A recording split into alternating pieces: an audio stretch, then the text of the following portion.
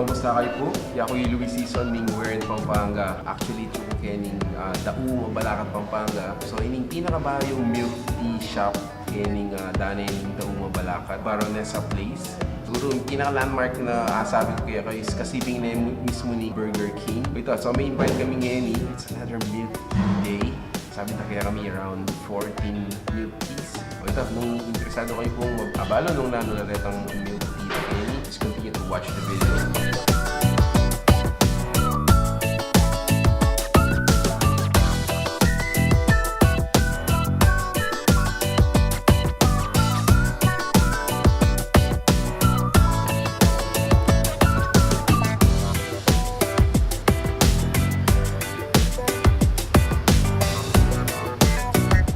Actually, gagawin ko kanta, mag-warm up ko. Dito ka exercise ba yung kayo mag-umpisa kasi grabe.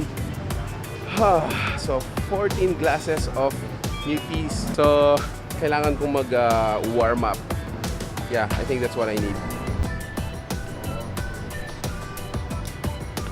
Okay, so also just to give you a brief history how milk tea or bubble tea started. So, according to Wikipedia, so according to Wikipedia, bubble tea is a Taiwanese tea-based drink invented in Tainan and Taichung in the 1980s. Recipe contains tea of some kind, flavors of milk, as well as sugar, and toppings such as chewy tapioca balls, popping boba, fruit jelly, grass jelly, agar jelly, and puddings are often added. Yep.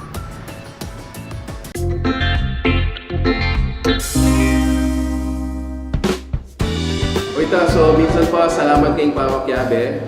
Mulit at yung kening Bobba Bear. So, ini pinakabayong milk tea shop kening daong Mabalacat. So, on their menu, at ilang specials, at ilang milk tea, and at ilang fruit tea. So, prices for fruities starts at 85 pesos. Start with this one. Peach mango slushy. Oh, man. Okay, so next to try is the lemon yakult fruit tea. Shake that up then. Wow! This one is just the right blend. Okay, so tutukitak man na naman ini lychee iced tea. Wow! Kiwi strawberry jelly. Again, pala mo kayo ni smoothie blended with ice. So shake tayo pa. Okay, so this one's kiwi strawberry jelly. Parang panganak kayo. Probably because of the strawberry taste. Next to taste is the black tea latte. Traditional tea or black tea. Dining orderan mo kayo ni Bobba Bear.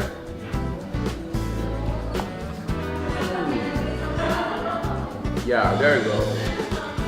So contrast to the fruit teas, we need traditional na kain. If you're looking for the old recipe for milk tea, you need kayo. After our taste testing for the fruit teas, we go now to the premium milk teas. Start mo kayo. This is dark chocolate milk tea. Let's shake it. Whoa, nice. To be honest, hindi ko pa order milk tea with chocolate base. Kasi wala akong terno, makanyan. Pero surprisingly, this one's really good. Magaling niya. Nice. Nice. Magaling. Next to taste is strawberry milk tea. Ayan. My previous taste test, which is chocolate milk tea. I think for me, since strawberry based siya, actually itong concept na wala mo panganak for me. Yeah, I think for kids, if you bring along with you your kids here, this is a must recommend. Yeah. Okay, so next to taste is winter melon milk tea. Yung pinaka-favorite ko na milk tea is the winter melon. So this is the winter melon milk tea. Yeah, again, it's not too sweet. Ayos siya para Okay, so to continue, let me give you a quick recap. So, akin din rin fruit tea, fruit teas. And then these one are their milk teas.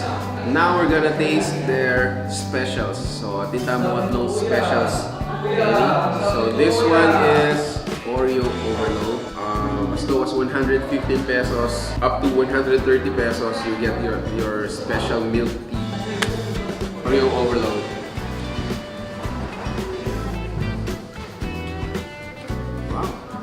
Just to let you know, I'm an Oreo person, so buligay itang taste na itang bitterness, itang medyo maalat, and then at the same time, itang cream na nitang Oreo. It blends well, it's well. Good job! Good job! Taro Oreo, again, it is a taro-based milk tea mixed with Oreo. So, I think for me, anything that is mixed with Oreo tastes really good for me. Wow! Minsan kasi mo na mag-order ng milk tea, it's between winter melon and taro. So I think this one, winter melon plus Oreo, which is I really love. So we complement that. They complement really well. Alright, so last on their specials. So this one is the matcha red bean. So basing on the physical appearance, of course, matcha, which is the green, and then red bean. There we go.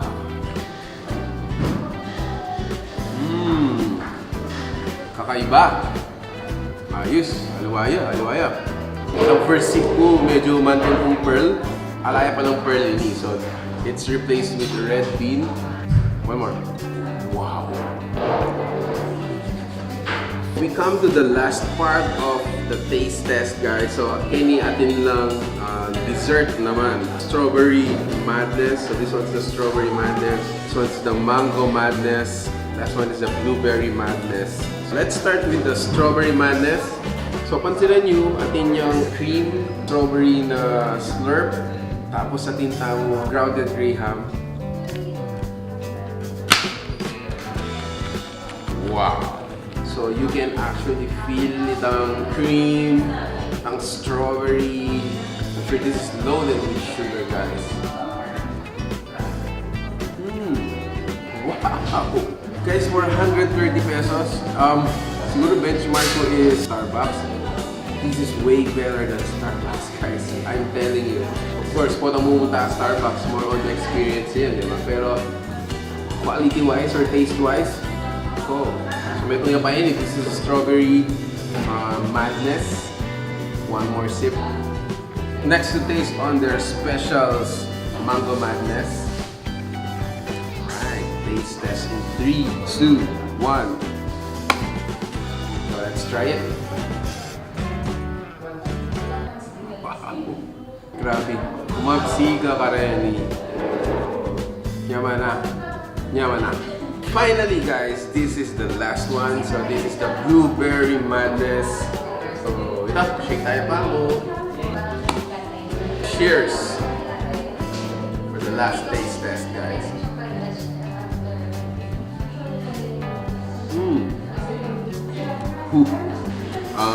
This is gonna be my final recommendation. You must try. Peach Mango Slushy is my first pick. Now on their milk teas, this is my on top. This is the dark Oreo milk tea. Above all milk teas, Taro Oreo. Yeah, so Taro Oreo. Again, because of the taro, and then since I love Oreo, that really made my pick. For their dessert collections or list, winner ka na ako ng Strawberry Madness. Yeah, so grabe. It's a dessert in itself. So, initang right after a great meal, and then mantuntang pang dessert mo. Wow! Ito Brad, solid. Karakal the specials kaya. I think all of them are really must try. Ito, Bobba Bear is a great place for you to probably do a quick meet up, quick chill after your school or office. So just to mention pala na, Bobba Bear is open from 10 a.m. up until 9 p.m. every day, every single day of the week. Yeah. Ibang klase, grabe talaga, grabe. Kaya rin naninimag kaya ko. Pag-jogging ko, grabe, solid. Bye guys, thank you for watching.